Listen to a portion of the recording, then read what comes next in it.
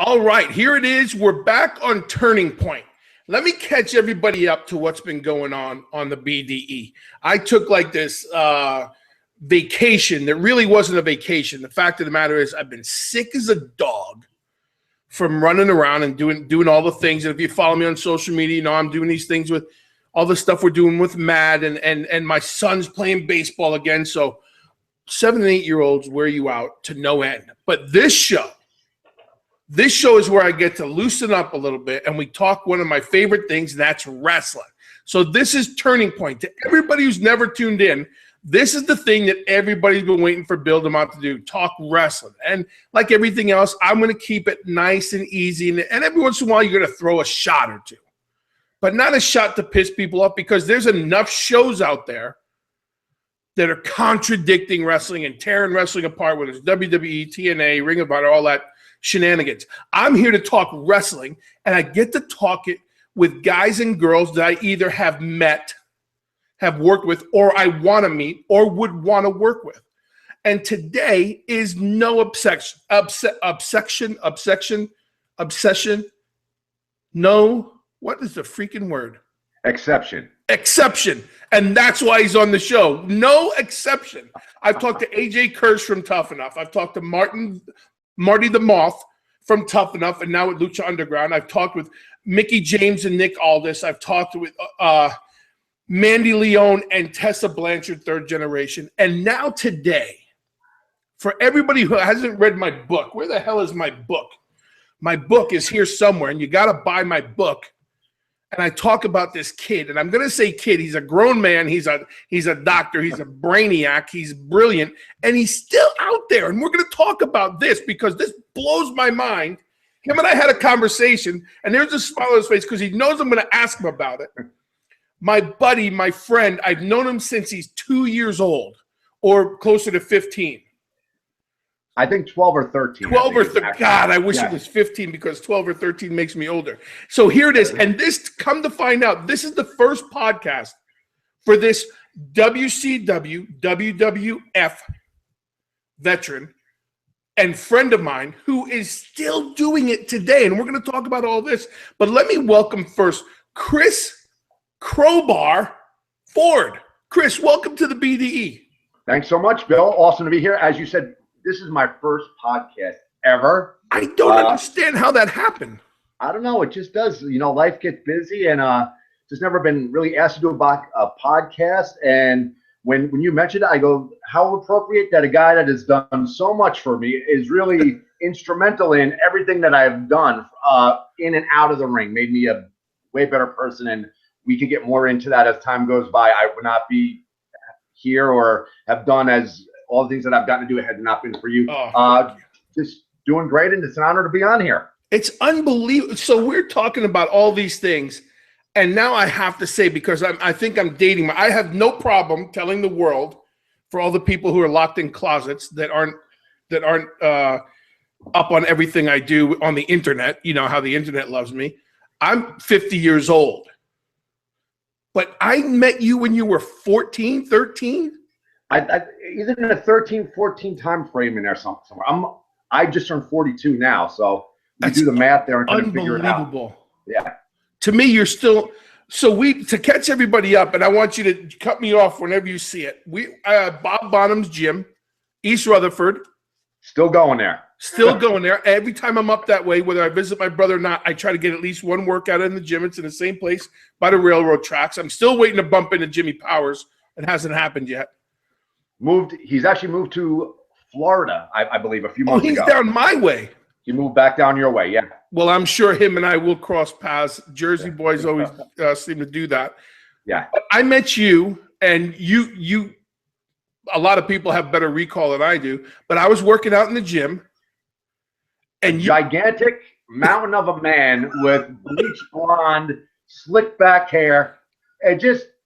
You look like you don't want to be bothered by nobody. You had a nasty look, and this went on for months. I was in awe. And there was a picture on the wall, an 8x10, you with like a bow tie, Big Sweet Williams. Big Sweet Williams.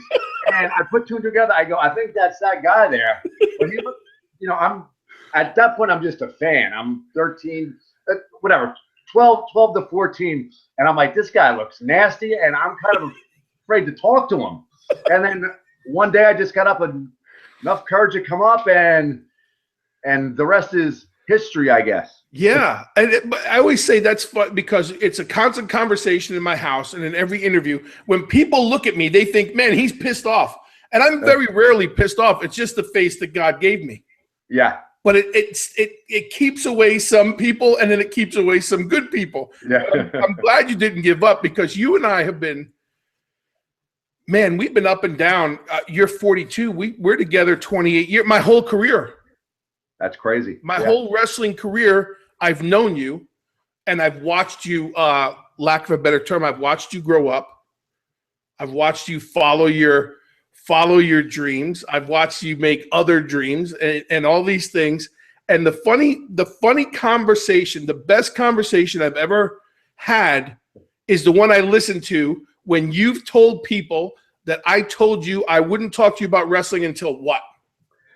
Made sure you finished up school and all that other. You said, I remember one of our first conversations, we were speaking about wrestling, and me being a fan, I was asking about all the TV stuff. And just hats off to you. So cordial. In hindsight, I probably was the most annoying fan, Mark, whatever you want to call it. I mean, being a man and in the gym now, I can picture you're just trying to squeeze in a workout, get your shit done, and you got this 14-year-old pipsqueak asking you a million questions about what's going on the TV, and you answered everything. You worked out and talked and told me, but you were always very encouraging of me pursuing the dream. But I wasn't. One of the first things I asked you is, what can I expect? And one of the first things he said was absolutely nothing from the business. He goes, pursue it, expect nothing, but make sure you get an education, because it's really not the most secure profession to be going into. I'll help you out in any way I can. I'm paraphrasing now, but some of the effect is make sure you take care of your schooling, and once you do that, I'll help you out in any way I can. And that's what you did. And then, so we're an absolute angel, bro. Thank you so much. No, because we're talking about 28 years ago, and you were 14 years old, and you were a kid. If it was a 29-year-old guy busting my onions in the gym, because then I was jacked up on Mountain Dew, and I was in the gym, and I loved the gym, and I was bigger than I am now. Gigantic.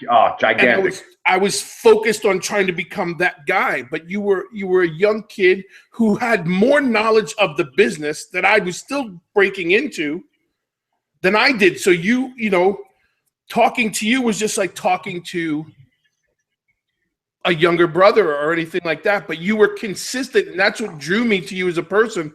Like, you weren't just one of those guys, Thank you. Hey, ba ba ba ba ba, like the cartoon, right?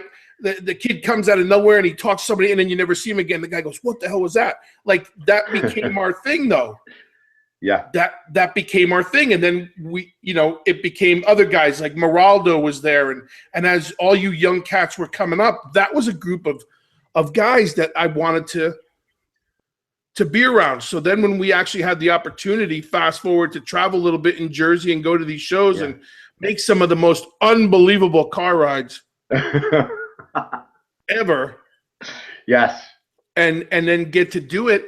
The end game here is, tell people who don't know what you do now and what your title is. I am a physical therapist, and I own Raising the Bar Rehab and Fitness in East Rutherford. We've been a company probably about 5.5 years. It's a physical therapy practice. It's myself, 3 other full-time therapists, 2 part-time therapists, and a great gal at the front desk, receptionist. My wife works out of our facility as well. She's a registered dietitian. Oddly enough, I met her in the business, which blows my mind that we met in the business and we still have a very successful marriage. And that's what I'm doing now. The place is doing outstanding. We've grown and grown and grown, thank God. And just recently, I've got right back out there with the Independents, just because. Call me a Mark. Freaking love it. And yeah, I mean, you I can't. love it. I think the days of being right, because everybody says that thing of wrestling terms, right? Oh, you're a mark. We're all marks for the business. That's why we got into it. Absolutely. I think you're completely Looney Tunes for going back, and we're going to talk about that, as the conversation. But the best thing for me, and I've said this to you before, and if I haven't said it in a while, I'll say it again. And I say to all the guys and gals that I've talked to, is as long as everybody's happy, I'm happy with what you're doing. But you stuck to it, and I felt like we kind of had a deal early on, and you were going to finish school and pursue wrestling, and you're running your own thing, man. You went to school, you did it the right way, you're successful, family's good, kids are good, life is good. You're not and that's I was talking to Dale Torborg. Dale's great. Oh, I love Dale. And Dale says, what do you want to do? I said, I don't want to talk about anything where people are miserable. I want to talk about why we did it, why we still would do it, why we had fun doing it, and the people we're surrounded ourselves by. And you're just one of those guys who never, other than the times that I got you in close to very kabuki situations, never a bad word has been said about you. Your reputation's solid as a person and as a guy in the ring. And you're just 2 knee replacements. Yeah. This is the thing we just talked about, the other 2 knee replacements, and you're doing it again at 42. And the end of the conversation, every time we've talked, is you said, Billy, I love it, and I can't help it. And that puts a smile on my face. Half of me as a 50-year-old man wants to go, you don't have to do it. But to see that smile on your face and the joy you get out of doing it is you got to do it. Absolutely. It's the best. For about 6 years, I had been getting those rooster shots, they call them, with the Synvisc for the knees, the lubricant. And that really helped me to continue on the independence. Once again, I'm running a business and all. I just freaking love doing it. That's the bottom line. I love it. I have a great time. And then last year when they wore off, I just knew it was time. If we rewind to age 13 and 15, I blew up my left ACL when I was 13, my right one when I was 15. In hindsight, God has a plan for everything. It was a blessing in disguise. Had it not been for that, I would never be exposed to physical therapy, and I would never have chosen that path. So God has a plan, and it sounds real preachy and all, but he does, and I firmly believe that. I'm right there. That set me on my whole life's path there. But I get these things, and initially they hurt. They hurt a lot. The first week sucks, but as time goes on, it's just amazing. I literally feel like I've pushed my career back 15, 20 years. My legs feel great. I'm more flexible. I'm not limping. I finish a match and my legs don't hurt. We went to Disney in February with the kids. We went in August, and at the end of each day, legs are ready to fall. Now it's pain-free, and I am wrestling smarter, but I'm really going hard, breaking a sweat, not spending a whole lot of time in rest holds or anything, but just being smarter, less stupid stunts, less stuff that puts me at risk, but still working hard and just having a great time, And last year around December, it was the first time my kids came to see me, and they were in awe. About the only guy that beat me out, I think, was Tom Brady, was the Patriot. They'll drop me for Tom Brady in a second, but Tom Brady. I love Tom Brady, but they saw me for the first time in December, and they were in awe, and they loved the experience. And I think that's another one of the things that kind of pushed me to get this done and let it keep going. So I've had about 5 or 6 matches back. The legs feel great, moving way better than I have in years. And even the last show, just for ha-has, my wife accompanied me to ringside, and that was just a real trip. But the kids went nuts. We were heels, and we went over on Gangrel with the old Rick Rude Warrior finish, where he does the suplex and she hooks the leg. Yeah, we're heels. The crowd's booing. My daughter, who's gonna be 7, sneaks over the guardrail as we're leaving and taunting the crowd and hugs the both of us. It was awesome. It was friggin' awesome.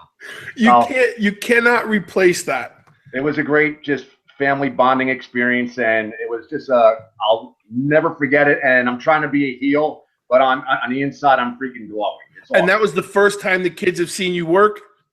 As a pair, yes. They saw me personally for the first time last December, but this was the first time they see me with Dina doing it together. Oh my gosh. I took that was one awesome. As you know, my girls grew up with me while I was doing it, and they got to come on certain trips and everything. But my boy, who he just turned 7, hadn't seen it, and he saw, when he sees the network and he sees the long hair and he sees the big goofy guy, and he tries to put, he does that, and he's looking, he's like, is that you? Yeah. Is that you? And I did a show a couple of years ago just for him to come with me, and he could see me in the ring. And awesome. I said, at least I do it one time for him, he could see it. And I mean one time, because now I'm glad he can watch the network, because I'm too old for that shit. But it's the same thing. It's awesome. As a parent, it's unbelievable for your kids' eyes to go, yeah, yep, like that. But that's still the thing. It's still the smile on your face. And you got to be sitting there with guys who, you mentioned 2 guys who I have the utmost respect for. Both were roommates of mine, Gangrel and Tom Brandy. Tom Brady, oh my gosh. Tom Brandy, the worst guy. The first time, quick Tom Brandy story. We're together in Puerto Rico. He comes up to me and goes, hey, brother, would you shave my back? I'm from freaking New Jersey. You asked me to shave your back. We better be in a jail cell. And, that's pretty familiar. I got to be your bitch. So when he said, hey, would you shave my back? I thought I was going to throw him over the balcony. But that was my first. I love Tom. Him and Mike Kalua were the best ever in the locker rooms. Great. Yep. As we're going.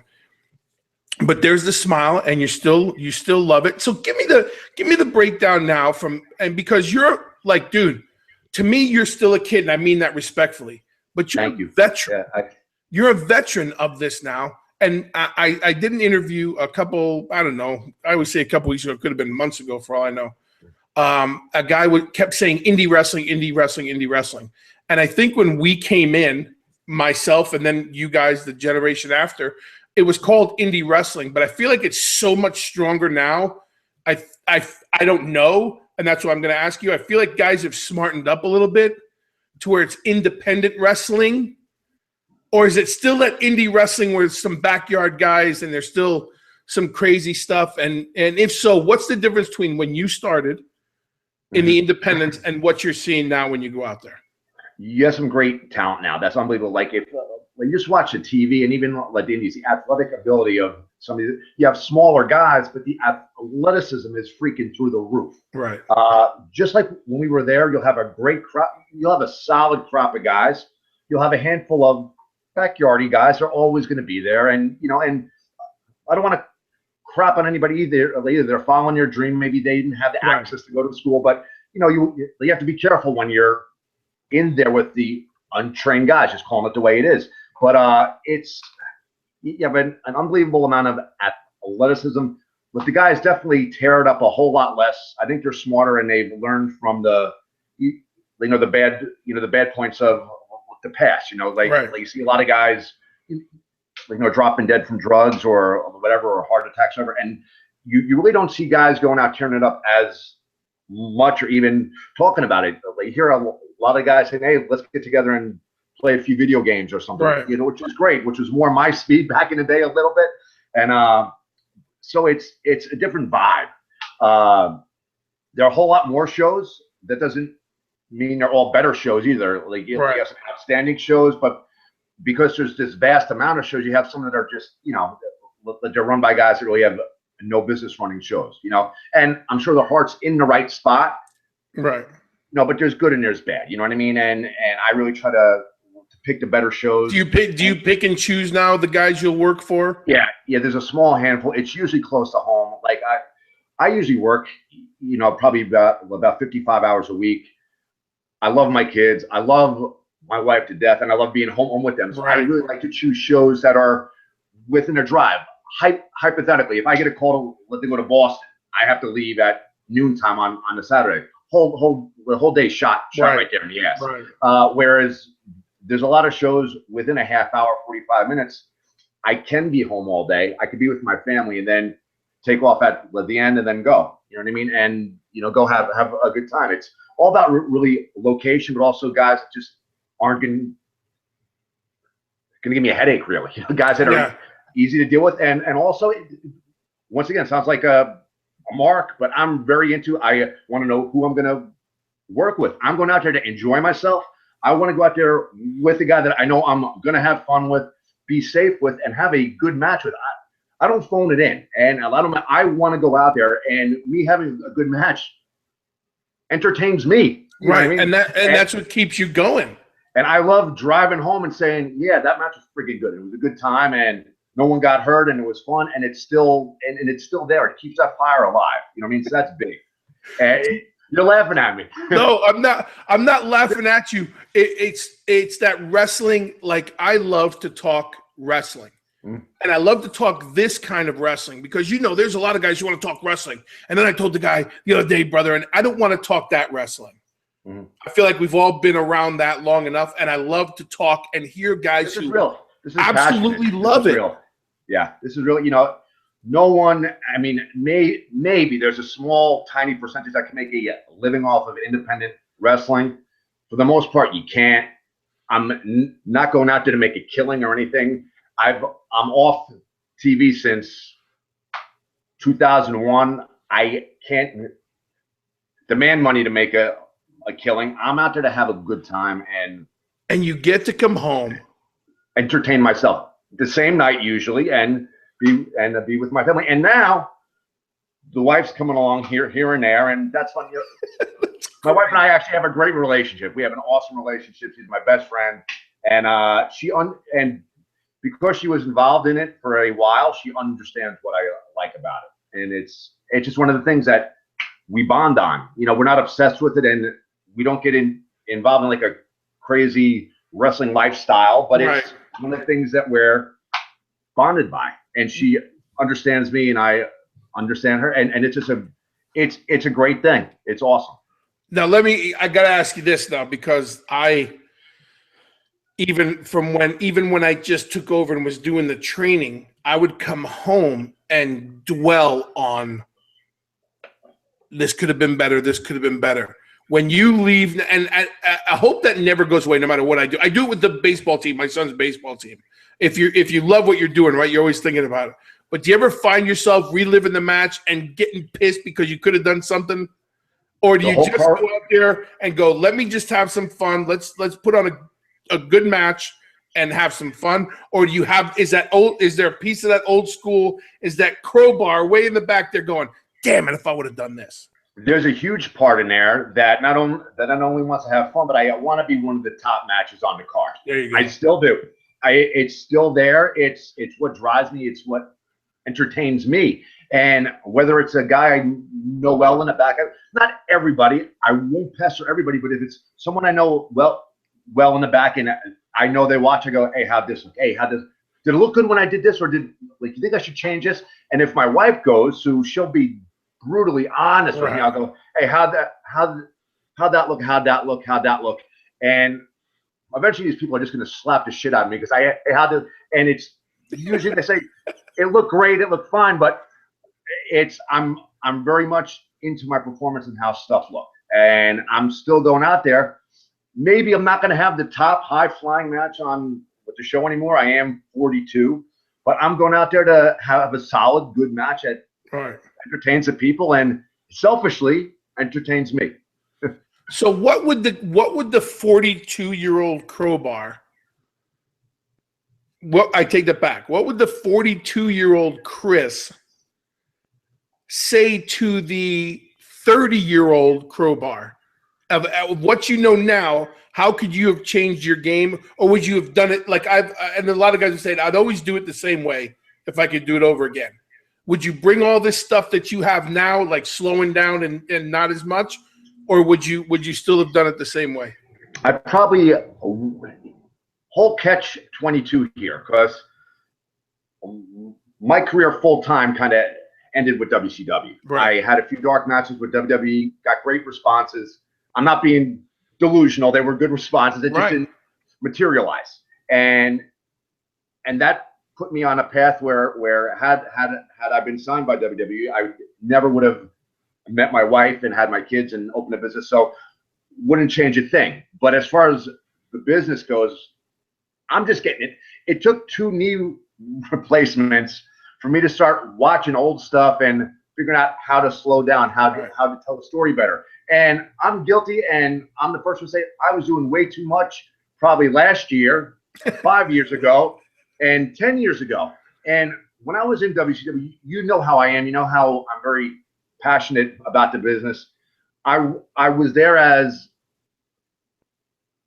a business person getting paid, but the truth of it was I was a kid in a candy store. I was enjoying my time, and I wanted to do all those things that I loved watching on the TV, all the flying around and stuff like that. And at first, I think those things helped me to get over. Oh, yeah. But then you know how, as you look back and learn how the behind-the-scenes stuff works, all of that stuff may be great, and the crowd may be popping, and it looks great on the TV. But when you're trying to get into that upper tier, at least at that time, there's probably guys on that tier saying, "Oh yeah, that looks great, but yeah, do me a favor, don't put that guy with me. I don't want to do none of that stuff." So it may have prevented me, and at that time you really don't realize it, and maybe that's the case, maybe it's not the case, but I was never that good at the whole politics or the toning down to look more favorable to the upper talent, I think. Right. Yeah. And I'm just kind of getting that now. And being an older guy, where some of those guys might have been in their 40s or early 50s at that time, I probably wouldn't want to do all that crazy stuff either. So I get it. You get like this aha experience. Yeah. And now it's like I watch the network every day when I do cardio. I do about an hour cardio a day at least. I'm on the bike, I'm in the basement, and I'm watching this stuff, and wow, this is really good. And hey, if I might have worked more like that, maybe I would have been around more. But then, but had that been the case, wouldn't have met my wife, had my kids. So it's all good. But I actually try to pass that knowledge on to some of the younger guys now at the shows. Some get it, some don't. But like I really try to explain to them all that crazy stuff you do is great, but if you get somewhere and you know there's a caste system or there's a tier, and those guys on the upper tier, they may not want to do that, or even the company might not want to do that because they've taken risks with guys like Daniel Bryan, what's his name, Seth Rollins, and they do that great style, but those guys tend to get hurt more. And it's a wonderful style. I'm the biggest fan of that style going. But when you take yourself out of that wrestler mindset and more of a company mindset, we're going to invest hours and hours and hours on this guy here and build him up. And if he gets hurt, we're screwed. So I kind of, the past year has been a very enlightening experience. So, and it's hard too, because as I know for me, and I say this all the time to the kids I work with, is I'm telling them, don't go at it this way, think of it this way. And they're looking at me going, hey, I just watched you do exactly what you told me not to do. But then you have to explain. The business has changed. Yeah. WCW, from early WWF, from all those things. Those things have changed, and all the cats that are still around would be the first ones to say, don't do that. One, you made the 2 best points. One, because I'm not going to do it with you. Yeah. And 2, because it's not necessary. Yeah. I've really morphed how I look at my wrestling now. And it's going to sound nuts. I took out a piece of paper, wrote down all the cool stuff that I could do. List about this long. I'm not bragging. No, I'm And then I go through and I said, how much of this stuff looks real good and is totally safe? And then I took those and I kept those, and the other ones I kind of put out. And there are rooms, for example, just so that people know what we're talking about, like skin the cat. Looks great, safe. You're not going to hurt anybody. Skin the cat, but it looks nice. It's athletic. Impressive. Yeah. Like you do a 450 and you're off an inch or 2. Yeah. You're smashing somebody's face or your own face. It's very hard to go to work the next day. Yes. Back in the day, we were bouncers. We were all these things, so no one cared what we looked like with a broken nose and all these things. And now you have successful business, all these things. And I just was in New York and ran into Tatanka and all these guys and Paul Roma and guys I haven't seen in years. And the difference is, you have to either those guys are stuck in wrestling mentality or they realize that there's something else they can be doing and enjoy it. And, I'm fascinated to hear the double knees and you're out there. And I say to you every time, are you nuts? And I say it with a smile on my face because I know that if I ever get a wild hair and I fight not to because people reach out and go, hey, Bill, are you interested in working? And I go, no. And then I sit there and go, yep. Because I know if I do it, I'll enjoy the hell out of it. I'll love it, but then I'll want to do it full time. And unlike you, I haven't come to terms with, I've come to terms with I'm retired, I'm done. But I also know that it's like that kid who hasn't had a soda in a year and you give him an ice cold glass of Coca-Cola, he's going to be drinking soda every day again. Well, I'll tell you the whole story. I mean, like I've suffered with knee pain for years and years. And in spite of it, I still continue to wrestle. Got the rooster shots, popping the Advil, Aleve. That's about the extent of anything I ever took for it. And being in physical therapy around last March, I start reading up on these studies. That we do the work, but we also see new research on how to, go about making ourselves better therapists. And there were studies done showing that they followed the progression of knee replacement patients. And when I broke into physical therapy 18 years ago, the old mindset was get one replacement, wait as long as you can, wait till you're 60, 70 if you can, so that you get one replacement and you take that one to the grave. To the grave, right. Yeah. Now, and at that time, the doctors would tell the patients this is probably going to last about 10 to 12 years, maybe 15 years tops. We found out with all this research that ones that they put in 25 years ago, about 80, 90% of them are still working, they're still going on.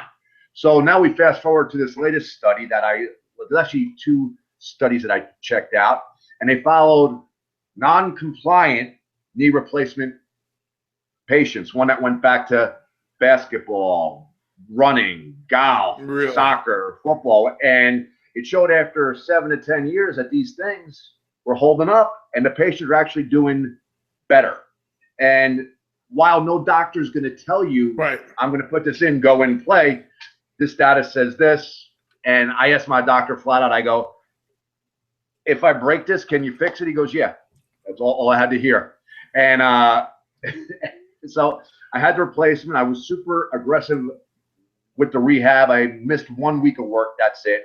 And you're going to laugh. And I'm the first. One of the things that I've been dying to try, and I plugged this in no end because I think it's phenomenal. Throughout the years leading up to my replacement, one of the things that kept these knees going was Paige's yoga, the yoga program.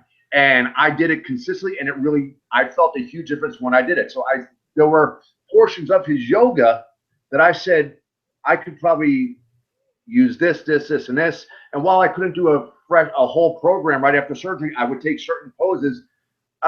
If I'm lying, I'm dying. The certain things that I pulled out of that program definitely sped up the rehab and enabled me to recover quicker.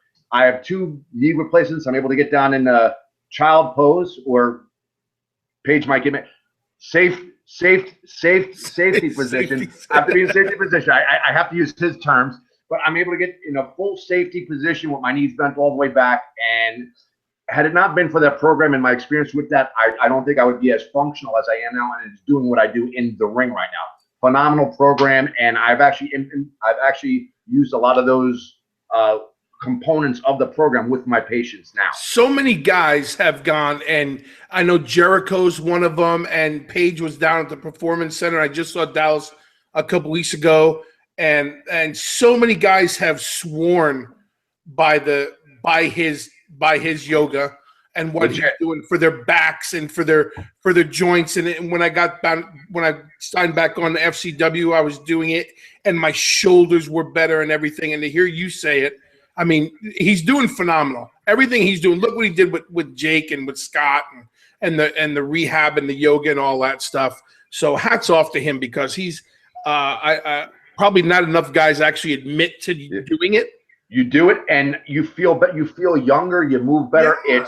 It's no bullshit. Part of my language. It's something to look into, and I'm a huge fan, and I've used it on myself and also with my patients. It's, you know, I'm not unbelievable. I got no money from Paige or nothing like that. He's a great guy, but his program is unreal, and it could help regular people that are healthy, people that have knee issues, people with back issues. It's really a great and program. To your point, you can pull different parts from it. You don't have to. Yeah. I mean, some guys and girls think, well, I can't do the whole thing. I never did. I pulled the parts that would work on my shoulders from being stoved up and all that stuff, and it's phenomenal. Yeah. I want to get back to something when you said you didn't work. You did a couple dark matches for WWF, or was it WWE? It was WWF. I think it might have been E, but whenever WCW closed, it was shortly there. It was still the F, but you and I went when I had my couple of encounters early on before I started going to Japan and in between Japan and stuff. Before I started with WCW 95, you and I had a few matches together, and they had Jerry Jarrett. Where was that in Pennsylvania? Was it Pennsylvania? Pocono at Bushkill Resorts. Bushkill Resorts. And I said to you, I said, hey, I got this match. Would you do it with me? They said, do you have someone? Yes, I do. You and I went up, and I think, and now get me, I could be wrong, but we went out right before Tatanka and Luger. I think so. And they were mad as hell because that was one of the nights. I don't remember a lot of my matches, but that was one night that we were just on, and you made me look like $1,000,000, and we finished it with the moonsault. Big moonsault. And the people went crazy, and all I remember, and I just spent the whole day with Luger and Lex, and I love Lex. I'm so happy for him. I'm glad he's doing well. But I remember those two WWF superstars so pissed off. Who the hell are these guys? But you were the guy. You were my go-to guy. I have to say, you were one of the only guys that I trusted with my body. Like, I'd let you do anything to me, and I knew you'd be there for the things I had to do. And it just struck I think about that sometimes when I'm sitting in a corner by myself with a cigar. And then when you said the few dark matches, and it made me think back to those times when I was fortunate enough to have those matches, and I'd call on you and go, hey, you want to go to, and your answer was hell yeah, or whatever it was. And we were just, I'd show up with my mullet and my neon green singlet. Signature Devon Storm. Yes. But no sweatsuit that you hated. Just a singlet. You ain't going out there with that sweatsuit on. This is going back. At age 17, 18, 19, I was working on the body. Didn't have the body at all yet. So I wore a singlet, and underneath it I had like a shirt and a mesh. It looked good when it was all on, but you just ribbed me on it constantly. You got that goddamn sweatsuit on. You're not wearing that to the dark match. And I had no room to talk because I started as Big Sweet William with pink tights and a bow tie. But now you got me laughing because that was just so much fun. Yeah. I can't believe it. So 42 years old. So 7 years old? How old are my kids? Yeah. My son's 8. My daughter will be 7 in May. God, how long have you been married now? This summer it'll be 12 years. Unbelievable. And we met in wrestling. And they survived, folks. They survived. You survived. Forget wrestling. You survived. Hugh Morris and Public Enemy. That's what you survived. Yes. We tried so hard. My goal in life was not to corrupt you, because I was corruptible, and then I could corrupt others. And my goal in life was not to corrupt you. And then you were the few. You tried. You guys tried. You were in a few situations, but you hung strong, and you forget surviving wrestling. You survived New Jersey. That night of the production van is still the best. The funniest thing about that was, the game of with the telephone game. And each time you tell somebody, it morphs and morphs and morphs. By the time that story got up here, it went from being the production team's van, like the rent-a-van, to the big production truck with the radar. By the time the story got to North Jersey, you guys didn't steal the production team's rent-a-van. It was the satellite truck that sent TV out. And I got a ton of calls. What the hell went down there? They stole the production team with the radar dish and everything. I was like, and I was in the back just hoping you guys didn't kill me. I was just trying to get back. Tore down the Burger King drive-through. I mean, I went the wrong way down the highway, the whole thing. And that was my first time there. I'm like, oh, I didn't do anything, and I'm going to get fired. I just got down here. Well, you were the only one who was safe because the three of us got fired that night. I always tell that story. Teddy was so mad. We got fired. He goes, if they fire me, I will kill both of you. And they fired us. And the story wound up, we had a beer with Bischoff at the pool that night at that hotel as we were packing our bags. And Bischoff said, that's the funniest thing I've ever heard. And that's it. I spent 6 years there. But yeah, we tried so hard. My goal was, here I am telling you, go to school, have a backup plan, all these things. You're doing all this stuff. We get you down to Orlando, and we oh my God, we terrorized the whole. It got so crazy that I left the room and I went down to the lobby, and you found me sleeping in the lobby because I did not want to be part of whatever you guys are doing. I cannot be a part of it. Yeah. See, that's the stuff I missed. Two guys just laughing about that stuff, and you had to live through it that rumor mill till this day. That story morphed better. That story morphed incredibly from Florida to Georgia, South Carolina.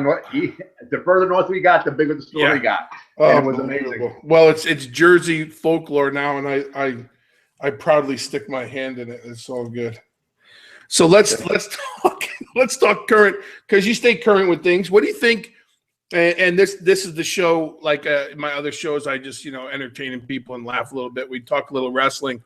What's your take on the recent departures from TNA? You up on those, Bobby Roode and I saw that this morning. Yeah, both those guys are awesome guys. I met them personally, and also in the ring, they're phenomenal.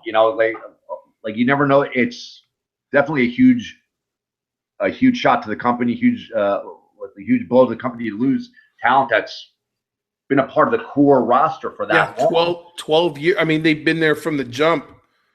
So then anybody I feel like anybody who's half smart to what's going on is how long before we hear their names on the other roster? Yeah. I think Aries, right? Austin Aries left and then made his big NXT debut here in Orlando, and all these cats. I think it'll be soon. And again, going back to like it will never be the same as like the Monday Night Wars. It just won't. Right. But and it's a one-way street right now. You see guys leaving TNA, they end up with Vince. And it's a big if, and it's not going to happen. But if there was talent going back and forth, it would actually help both shows. Because one of the things during that time that as a fan to watch what was going on was seeing who was going to turn up where. And you see a guy that was like a mainstay for one company ended up somewhere else, and it was very interesting to see how they would be used there. For those guys, they're both great guys. I hope they find something good. So I would love to see them on the NXT or even like the main roster at that point. Yeah, Bobby Roode to me, he's awesome. Bobby Roode to me was a guy that I remember being in conversations about him 6, 7, 8 years ago, and saying, well, when is his deal up with them, and what do we need to do to get him? Because he's a talented son of a gun. He looks the part.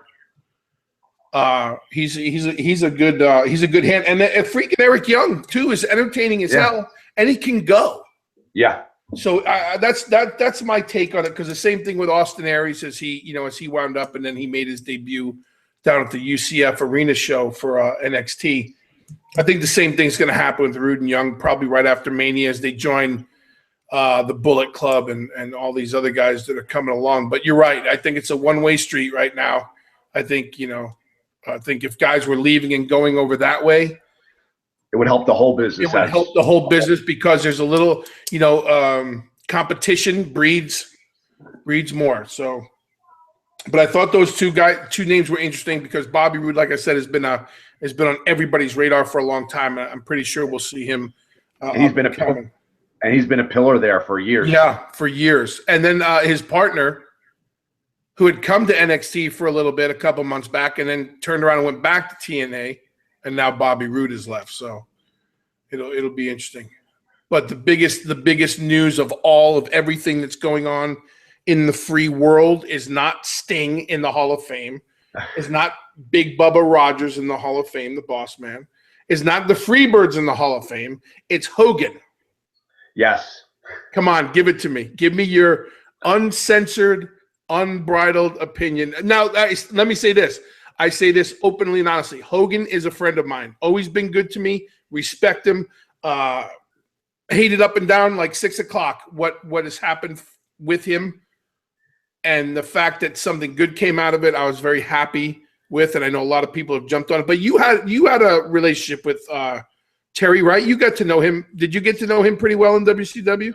Very little bit. Like, he was always great to me, always super nice, but I didn't know him well. And, basically 115 million, is that the judgment? 115 million, and they say they can, they'll go and appeal it, but then they're saying the punitive damages could be 3 times that much. Let's put it this way. You want my opinion on this? Yeah. Hypothetically, if I were to make a sex tape, could you leak it to somebody for me? Yeah, I mean, all you got to do is, you're my friend. Come, we'll make it up with the stuff we can do in the cameras this day and age. And then you get mad at me. We'll break up as friends. Yes, and then we'll make out later down the road.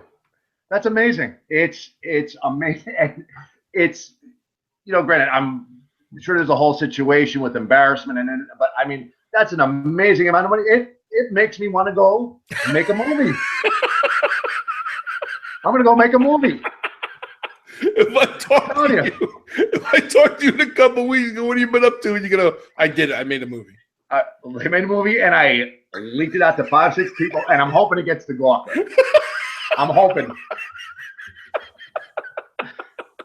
I know what I got to do. I'll try and convince the wife. If she doesn't get along with it, maybe I'll do a solo or something. I firmly get a movie believe out there. I firmly believe that if I ever did that, I would be the only one on tape. That's a lot of money. 100, and and then I thought about it for a minute, and it's not even his name. His name's not even back in the news in a good way. And I'm thinking to myself, I don't know. I don't know how I felt about it. I kind of just want the guy to be left alone. Yeah. But that was the big news. Tell you, 115 million, you'd never see me again. $115 million, you would never. We do this. That's about it. On like the private thing. Me and you would talk. We would keep it, but you'd probably never see me again. Yeah. Gerwick.net would never have my name on their website again. I would never be on WrestlingZone.com again. You would never hear one more word about Bill DeMott. I'd probably be about 400 pounds playing video games and building Legos. That's what I've been doing. Eating bonbons. And bonbons and watching Star Wars for about the 3,000th time. So let's rewind here. Favorite match of all time, WCW. There's different kinds. Okay, so let me give you a couple because okay, they're all special in different ways. Of course, Starrcade, which was WCW's version of WrestleMania, I'd say. Got to wrestle Terry Funk. You can't in a hardcore match for the title. That's just awesome. Right. Loved them since I was a kid. One of my favorite matches growing up was the New York Knockout Flair Funk I Quit, which was a hardcore match before there was hardcore matches. WCW Saturday Night. Got to wrestle Chris Benoit, which was just amazing at the time. I was always a huge fan of his work. Yep. And he was great to me. They made me look like $1 million, and it was just great. One of my favorites, believe it or not, was on WCW Worldwide that Oh, man. nobody watched. It was me and Alan Funk, who became Kwee-Wee. Yep. And it just clicked that night, and we just had a really great one. I'll post it once in a while on Facebook, as will he. It was just a really great, fun match, and it just clicked, and was not on a main show by any means, Right. but it was hands down one of my favorites. Unbelievable.